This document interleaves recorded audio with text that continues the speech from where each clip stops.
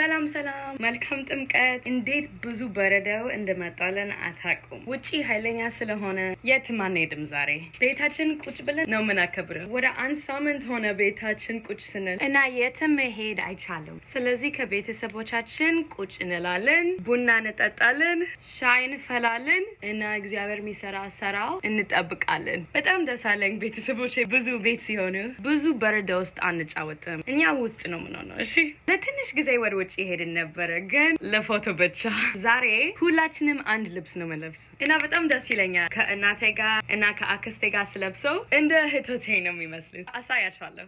ዋው በቃ ወደ ቤተ ክርስቲያን ስሄድ እንደዚህ አልቀባም፣ ግን ቤት ውስጥ ስለሆነ ምንም አይደለም። እኔ አረንጓዴ በጣም እወደዋለሁ። የኔ አንደኛ ቀለም ሊሆን ይችላል። እስከ ልጅነቴ ነው የወደድኩት። ቁርስ ልንበላ ነው።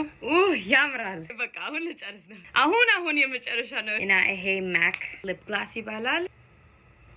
አሁን ጨርሻለሁ። ቆንጆ ጊዜ ከቤተሰቦቹ ጋር አሳልፉ። እሺ ቻው።